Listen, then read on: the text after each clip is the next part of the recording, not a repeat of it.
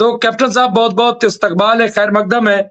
सबसे पहले अपडेट्स मैं चाहूंगा कि आप जरूर करा दें कि क्या अपडेट आप तक क्या पहुंचा है, और उसके बाद फिर मैं बातचीत करूंगा। हमारे साथ फदील अहमद साहब भी जुड़ गए हैं, मैं उनका भी इस्तकबाल करूंगा, लेकिन आप तब तक अपडेट दे दें। जी कैप्टन साहब। जी हाँ डॉक्टर रिजवी, आज की सबसे बड़ी खबर तो यही है कि कतार ने फिर से सीज़फायर टॉक्स में इनिशिएटिव लिया है। हम दर्शकों को याद दिला सकते हैं कि करीबन 1 महीने पहले कतार ने सीज़फायर टॉक्स से अपने हाथ पीछे कर लिए थे, और जो कुछ पिछले 1 महीने से हो रहा था, 15 दिन से हो रहा था, उसमें शायद काहिरा में, मिस्र में एलसीसी ही कोशिश कर रहे थे। लेकिन अब लगता है कि अमेरिकन सरकार से कुछ गाइडेंस मिली है, और जो अमेरिका के एनवॉय हैं, उन्होंने कतार से फिर से गुजारिश की है कि कतार जो है सीज़फायर टॉक्स को आगे बढ़ाने के लिए इज़राइल को, हमास को राजी तो खैर करना मुश्किल होगा, लेकिन कम से कम एक टेबल पर बिठाए। तो मेरे ख्याल से ये बहुत बड़ी डेवलपमेंट है फिर से। जी डॉक्टर रिजवी।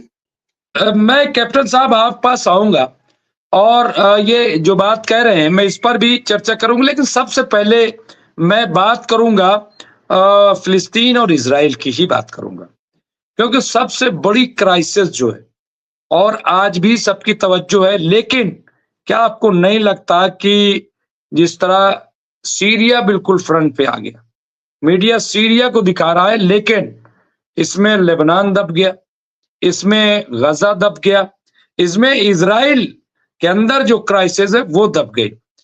तो इसको कैसे आप दोनों को देख रहे हैं? ये जो सीरिया में हो रहा है उसका यहां पे क्या इंपैक्ट पड़ेगा गजा, फिलिस्तीन और इजराइल के मसले पर? ये जो खित्ता है कितना असरअंदाज होगा?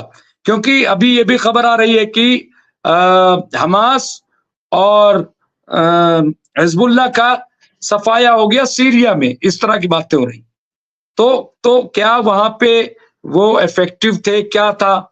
और डर भी लग रहा है इजराइल को कि अगर वहां चरमपंथी भी हो गए तो हमारा क्या होगा, कैसे क्या, मतलब बहुत चीजों को उलझाया गया है, या तो कोई समझ नहीं पा रहा है कि हो क्या रहा है। तो आप पहले ये बताएं कि यहाँ पे जो सूरत हाल 14 महीने से थी, नई सूरत जो वहां पैदा हुई, इसका कितना इम्पैक्ट पड़ेगा कैप्टन साहब जंगी एतबार से? हाँ देखिए, जहां तक इजराइल और हिजबुल्लाह की बात है, लेबनान में मोर और लेस स्टेबलाइज हो गया है मामला। जहां तक गजा की बात है, हमास और इजराइल के बीच में लड़ाई, अब उसको लड़ाई नहीं बोल सकते। हर रोज इजरायली भयंकर हमला कर रहा है, हर रोज 50-50, 60-60, 40-40 गजा के लोगों को इजराइल बमबारी में मार रहा है। ये चलता रहेगा जब तक कि सीज़फायर की बात फाइनल नहीं हो जाती कतार में। सीरिया की बात इस वक्त बहुत इंपॉर्टेंट है। एक जो इंटरनेशनल मिलिट्री एक्सपर्ट्स हैं जो इजराइल के साथ डील करते हैं, वो इजराइल को, उन्होंने काफी 1 साल पहले से, 6 महीने पहले से ही इजराइल को बताया था। असल में इजराइल को पिछले 10 साल से बता रहे हैं कि कम से कम अगर बशर अल असद की सरकार है दमिश्क में, तो उन्होंने कभी खुलेआम इजराइल को तंग नहीं किया। और अब पिछले 6 महीने से, 3 महीने से, 1 महीने से, पिछले 10 दिन से ये जो डिफेंस एक्सपर्ट्स हैं इजराइल को समझा रहे हैं कि अगर ये एचटीएस और बाकी जो लड़ाके हैं, चाहे हम उनको आतंकवादी बोल लें, अगर ये दमिश्क में आ गए तो फिर इजराइल के बॉर्डर पर इन्होंने एक दुश्मन वाला रुख अख्तियार कर लेना है।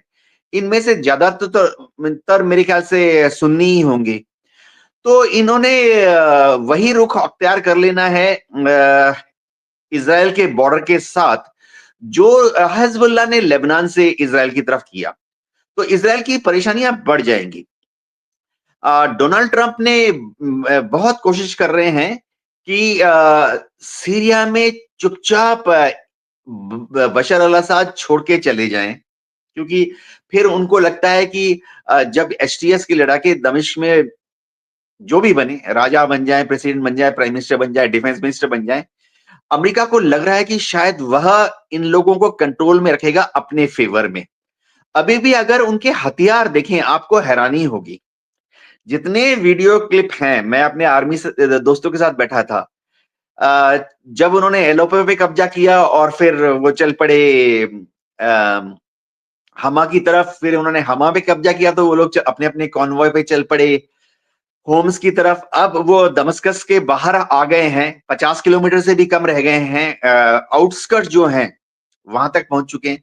सारे वीडियो में इनके हाथ में एक सारे हथियार, चाहे वो मशीन गन हो, चाहे वो आरपीजीज हो, कुछ भी हो, सारे के सारे अमेरिकन हथियार हैं। ये जो हथगोले फेंक रहे हैं उसके टुकड़े देख कर आप हैरान हो जाएंगे, सारे अमेरिकन हथगोले हैं। तो अमेरिका दे रहा है तुर्की को, तुर्की दे रहा है एसटीएस, और ये बाकी जो 6-7 छोटे छोटे ग्रुप्स हैं इनको।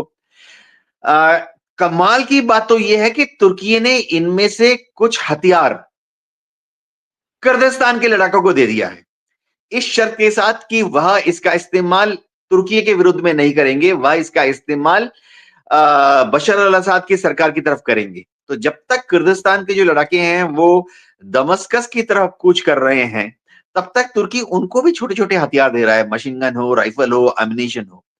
तो बड़ा सिचुएशन जो है बड़ा अजीब सा है।